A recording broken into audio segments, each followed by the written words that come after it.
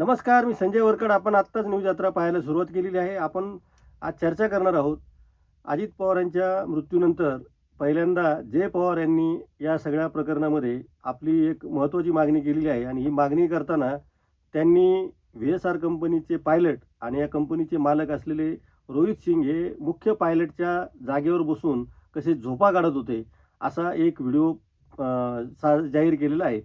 हा व्हिडिओ प्रचंड व्हायरल झालेला आहे आणि त्यामुळे एकूणच या प्रकरणामध्ये आतापर्यंत जी चालढकल होत आहे आणि अशा चालढकलीमध्ये केवळ रोहित पवार आणि अमोल मिटकरी हेच सातत्याने भूमिका मांडत होते.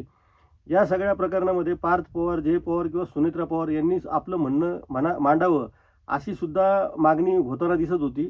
आणि या सगळ्या पार्श्वभूमीवर जय पवार यांनी अत्यंत मोठी माहिती काढली आणि रोहित सिंग हा जो वादग्रस्त पायलट आहे आणि तो ह्या कंपनीचा मालकसुद्धा आहे, तो अक्षरशः वैमानिकाच्या जागेवर झोपलेला असलेला व्हिडिओ त्यांनी व्हायरल केलेला आहे. त्यामुळं या सगळ्या प्रकरणाला एक नव्याने तोंड फुटलेलं आहे. रोहित सिंग हा या कंपनीचा मालकही होता, तो पायलटही आहे आणि या सगळ्या कंपनीच्या बाबतीमध्ये अनेक दावे प्रतिदावे वेगवेगळ्या माध्यमातून होताना दिसत आहे.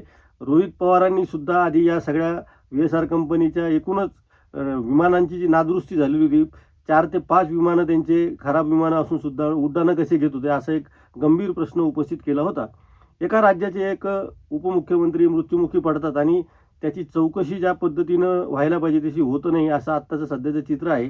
या प्रकरणामध्ये आपण सातत्याने मुख्यमंत्री देवेंद्र फडणवीस यांना साकडं घालतोय, त्यांना सांगतोय किंवा तुमचं म्हणणं काय ते नेमकं सांगावं. आपण मागच्या व्हिडिओमध्ये सुद्धा चर्चा केली होती की पोलिसांमध्ये गुन्हा दाखल होत नाही अशी मागणी होत असताना मुख्यमंत्र्यांनी त्या बाबतीमध्ये अक्षरशः मौन पाळलेलं आहे.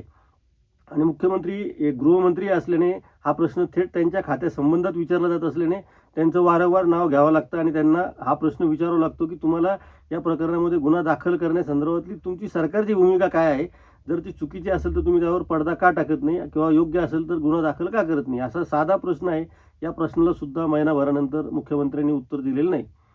एका बाजूने DGCAला वाचवलं जातं आहे. DGCA यांचे विमान कंपनीशी म्हणजे विशेषतः खाजगी विमान कंपन्यांशी असलेले लागेबांधे आणि त्यांचे आर्थिक हितसंबंध यामुळे काही केंद्रामधले पॉवरफुल मंत्री या सगळ्या प्रकरणामध्ये लक्ष घालून आहेत आणि DGCAला वाचवण्याचा प्रयत्न होत आहे. तसंच व्ही-एस-आर कंपनीवर सुद्धा कुठल्याही प्रकारचं बालंट येऊ नये अशा पद्धतीची एक रणनीती ठरवण्यात आलेली आहे आणि त्यामध्ये प्रफुल्ल पटेल यांचं सुद्धा नाव 2-3 वेळेस चर्चेत आलं होतं.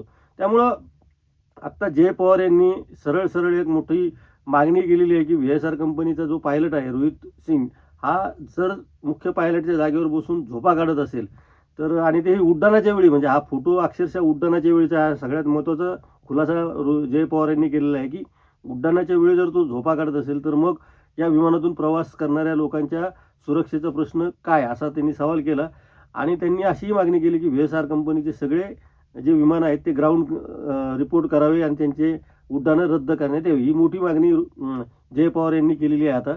त्यामुळं या सगळ्या प्रकरणामध्ये आता सरकारला एक घरूनच मोठा आयर मिळालेला आहे, कारण सुनेत्रा पवार या राज्याच्या उपमुख्यमंत्री आहेत आणि अजित पवारांच्या त्या पत्नी आहेत, हे सर्वांना माहिती आहे. पण जय पवारांनी म्हणजे अजित पवारांच्या मुलानेच आता असा थेट आरोप करणं आणि या कंपनीला ग्राउंड रिपोर्ट करायला सांगणं, ही मागणी सरकारला नक्कीच विचारात घ्यावी लागणार आहे. त्यामुळं व्ही-एस-आर कंपनीच्या बाबतीमध्ये सरकार काय भूमिका घेतं हे बघावं लागणार आहे. जय पवार हा एक व्हिडिओ टाकून थांबणार आहे की रोहित पवारांच्या खांद्याला खांदा लावून आपल्या वडिलांना न्याय देण्यासाठी, त्यांच्या मृत्यूला जबाबदार असणाऱ्यांना कारवाई करण्यासाठी आणखी काही माहिती माध्यमांसमोर आणतील, याकडे सुद्धा आपल्याला लक्ष ठेवावं लागणार आहे. या विषयावर आपण सातत्याने या पुढच्या काळातही बोलत राहणार आहोत. आपण या चॅनलला खूप चांगला प्रतिसाद देत आहे, त्यामुळं आपण चॅनल सबस्क्राईब करावं, बेल आयकॉनवर क्लिक करावं आणि पाहत राहावं न्यूज यात्रा, कारण हे आहे आपलं चॅनल.